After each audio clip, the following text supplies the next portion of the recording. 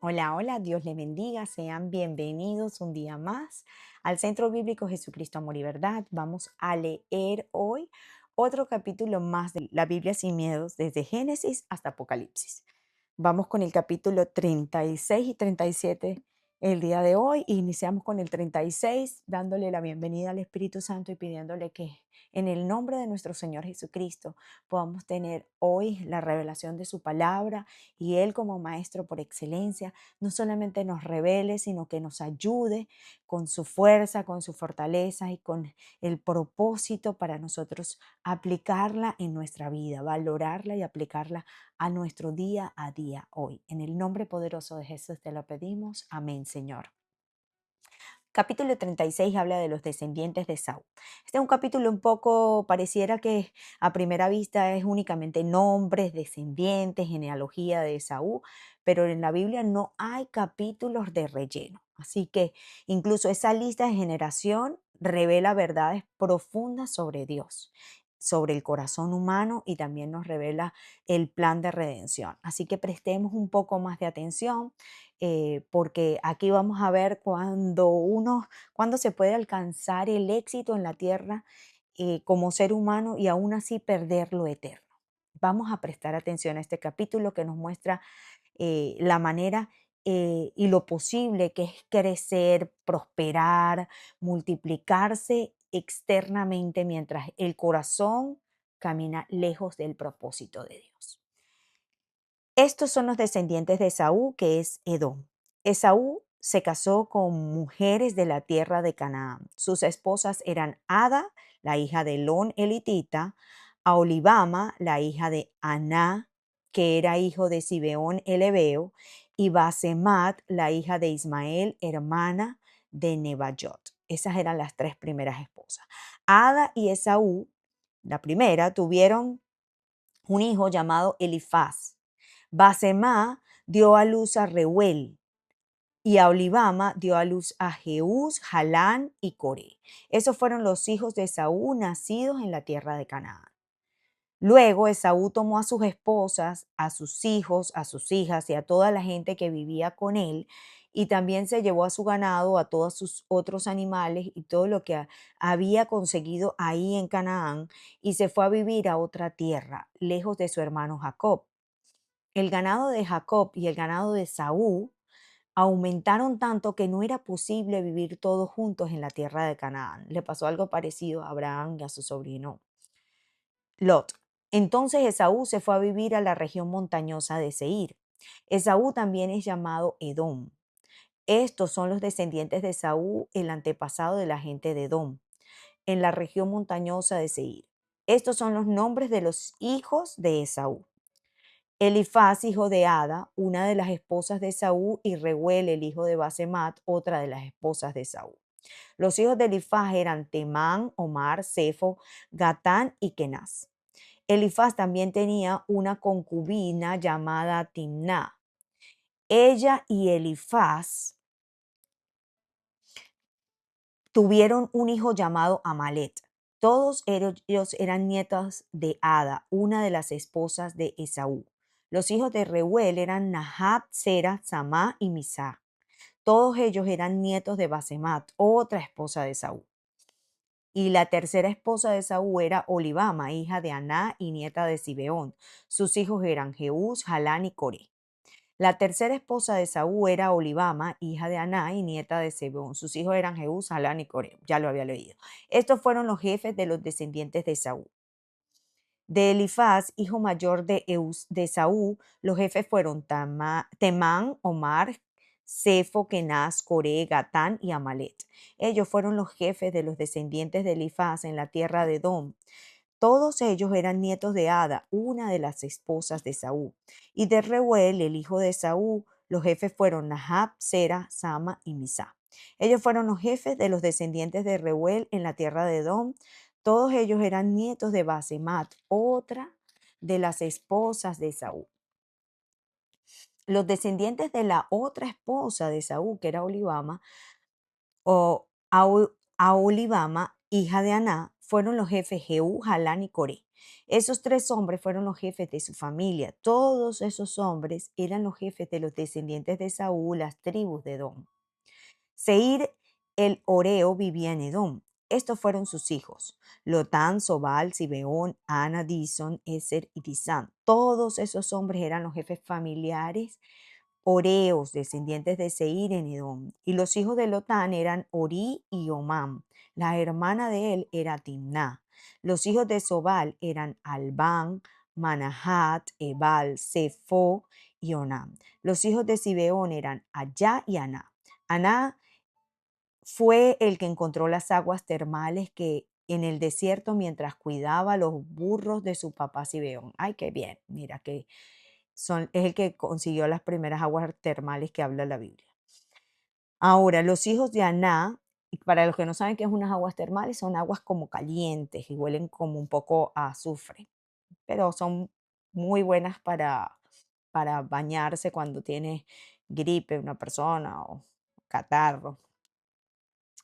A ver, los hijos de Aná, bueno, de su papá, sí veo. Los hijos de Aná eran Disón, el hijo, y Aholibama, la hija. Los hijos de Disón eran Emdán, Esbán, Itrán y Querrán. Los hijos de Eser eran Bilán, Sabán y Acán. Y los hijos de Disán eran Uz y Arán. Estos son los nombres de los jefes de los Oreos: Lotán, Sobal, Zibeón, Ana, Disón, Eser y Disán. Esos hombres eran los jefes de las tribus que vivían en la tierra de Seir. Así pasa mucho con la Biblia. Repite de nuevo lo mismo que ya había dicho, como para confirmar cómo fue las cosas. Estos fueron los reyes que gobernaron en la tierra de Edom antes de que los israelitas tuvieran reyes. Bela, hijo de Beor, fue el rey de Edom. Su ciudad se llamó Dinaba. Al morir Bela, Jobat, hijo de Sera, de Bosra, reinó en su lugar. Y al morir Jobat, Husán, de la tierra de los temanitas, reinó en su lugar. Y al morir Husán, Hadad, hijo de Bedad, reinó en su lugar. Hadad fue quien derrotó a Madián en la tierra de Moab. El nombre de su ciudad era Abid. Al morir Hadad, Samla de Mansreca reinó en su lugar, y al morir Samla, Raúl reinó en su lugar. Saúl era de Rehobot, que quedaba junto al río Éufrates, y al morir Saúl, Baal-Hanán, hijo de Adbor, reinó en su lugar. Baal-Hanán, hijo de Adbor, murió y Hadad reinó en su lugar. El nombre de su ciudad era Pau, y la esposa de él era Mehitabel, hija de Matred y nieta de Mesab. Esos son los nombres de los jefes descendientes de Saúl mencionados en el orden de sus familias y de los lugares donde vivieron: Timná, Alba, Getet, Aholibama, Elá, Pinón, Kenaz, Temás, Mitzar, Magdiel e Irán. Estos fueron los jefes de las tribus de Edom que vivían en la tierra heredada por Esaú, el antepasado de los edomitas.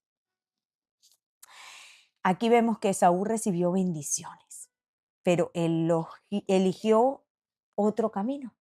En Génesis 36 podemos ver que Saúl tuvo una familia numerosa, tuvo posesiones, tuvo territorios, pero aún así sus líderes y sus descendientes, que fueron muy importantes en otras tierras. Humanamente podríamos decir que Saúl salió adelante.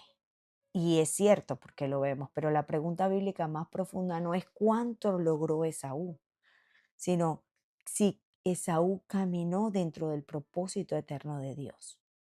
Porque no todo crecimiento eterno significa comunión espiritual. Aquí vemos que Esaú pudo tener muchos beneficios económicos, pudo tener mucha descendencia, que para esa época los hijos, el número de hijos, el número de descendientes era importante para considerarse bendecido por Dios, pero vemos que caminó aparte del propósito de Dios, porque Jesús siglos después diría: ¿qué aprovechará al hombre si ganare todo el mundo y perdiere su alma?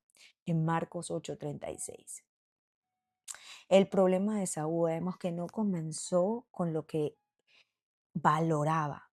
Antes, antes de Génesis 36, en los capítulos anteriores, hubo un momento decisivo en la vida de Esaú. Esaú cambió su primogenitura por un plato de comida. Y no fue simplemente porque tenía hambre, sino que fue una revelación de las prioridades que realmente tenía Esaú en su corazón. Cambió algo que era eterno por una satisfacción inmediata. Y esa sigue siendo una de las mayores batallas que tenemos los seres humanos, porque lo inmediato va en contra de lo eterno. Hoy también nosotros podemos cambiar propósitos, propósitos que Dios nos tiene para nosotros por placeres momentáneos, por comodidad, por aceptación, por éxito, por deseos pasajeros.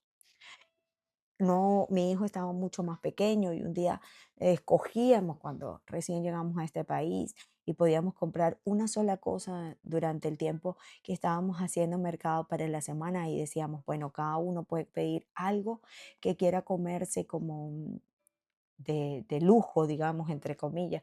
Podía escoger una fruta, podía escoger una chuchería, un dulce para tener. Y así lo dividimos mi esposo, mi hijo y yo. Y mi hijo un día entre semana dijo, no, yo quiero un chocolate, un chocolate, un chocolate. Le dije, "Oh, pero eso sería entonces tu chuchería de la semana". Y me dijo, sí, sí, sí, estoy de acuerdo. Y por el apuro, después cuando vino el sábado, que podíamos ir y hacer el mercado, que era como el día destinado para hacer mercado, ya dejó lo del momentáneo, ya no podía pedir y había que cumplirlo porque es parte de nuestro proceso como padres para enseñar a nuestros hijos.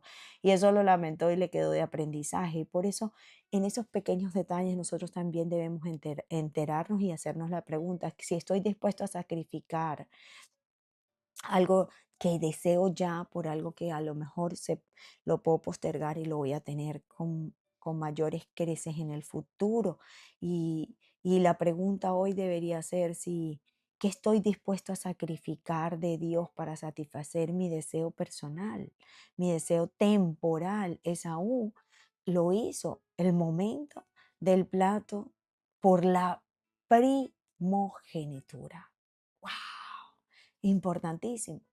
Esaú ahí nos demostró que caminó guiado por sus propios ojos.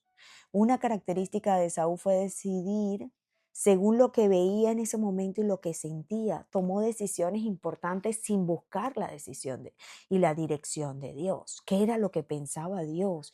¿Qué era lo que Dios quería para él? Porque si lo hizo salir primero, ahí nacer primero, era porque tenía un propósito con él. Pero incluso sus matrimonios les trajeron dolor espiritual a su familia.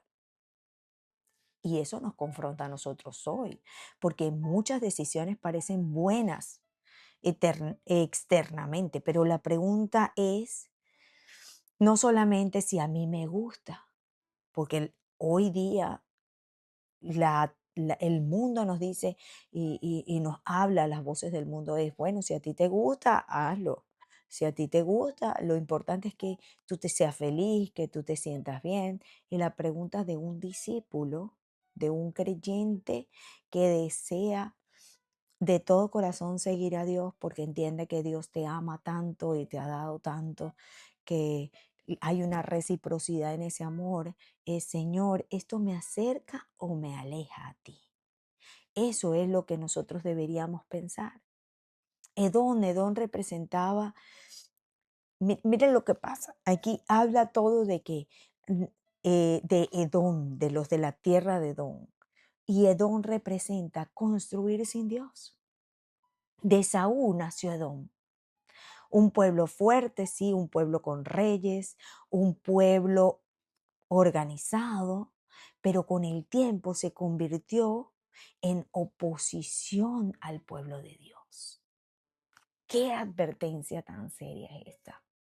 Que podemos nosotros quizás construir cosas grandes con nuestros propios esfuerzos, pero Dios no es el fundamento.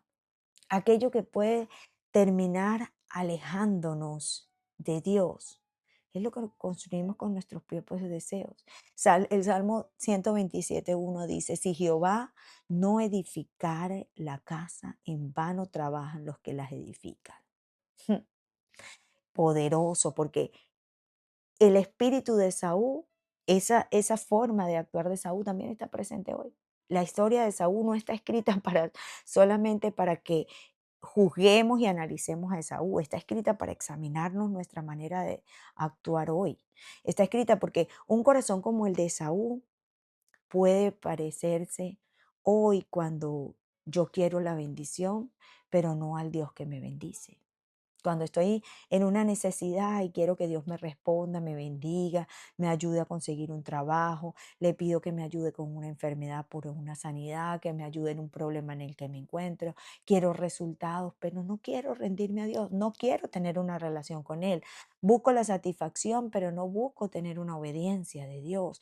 Tomo decisiones aún siendo cristiano, tomo decisiones, pero no le consulto a Dios.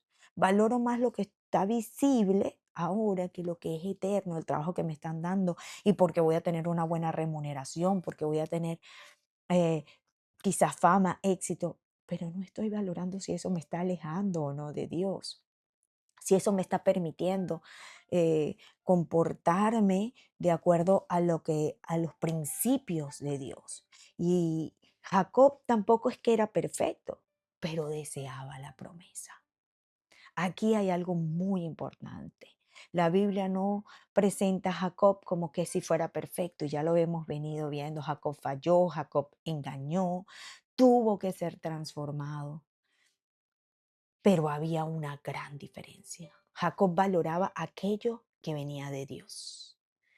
Y Dios no escogió a Jacob porque fuera mejor moralmente que su hermano. Claro que no. Dios trabajó con Jacob porque su plan descansaba en gracia y en propósito. Dios no busca personas perfectas. Jacob no representaba perfección, pero Dios sí busca corazones que puedan ser transformados por Él, o sea, corazones humildes que deseen más a Dios que las cosas del mundo. Cristo es la verdadera herencia que no debemos nosotros cambiar, porque Esaú cambió una herencia por comida. Cristo hizo lo contrario. Qué maravilloso, porque Jesús dejó la gloria celestial para venir a rescatarnos. Ese es el modelo perfecto, no es Jacob. El modelo perfecto siempre es Cristo, que todo lo hizo perfecto. Jesús dejó la gloria esa que tenía al lado de su Padre para venir a rescatarnos a nosotros. No buscó la comodidad que tenía en su reino, eligió obediencia para agradar el corazón del Padre. Donde Saúl dijo, quiero satisfacer mi deseo ahora, Cristo dijo, no se haga mi voluntad, sino la voluntad tuya, Padre. Él es el Hijo perfecto que nos devuelve la herencia que el pecado nos hizo a nosotros perder. Así que vale la pena hoy hacernos preguntas para transformar nuestra vida con este capítulo 36. Si yo estoy confundiendo prosperidad con aprobación de Dios. Porque quizás estoy mirando que otra persona está prosperando mucho, como pasó con Esaú, pero realmente esa persona está caminando con Dios. Si yo estoy construyendo una vida exitosa, pero está distante de Dios, o estoy anhelándola, porque a lo mejor no la estoy construyendo, pero la estoy anhelando.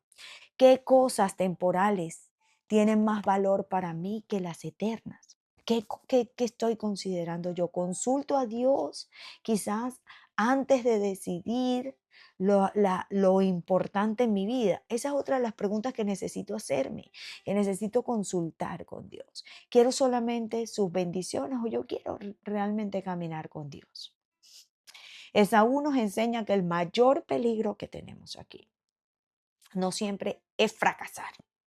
Porque la gente puede decir, ay, es un fracasado.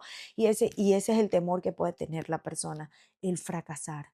Pero la dirección equivocada sí es el mayor peligro. Porque una vida llena de logros, pero vacía de Dios, sigue siendo una vida incompleta.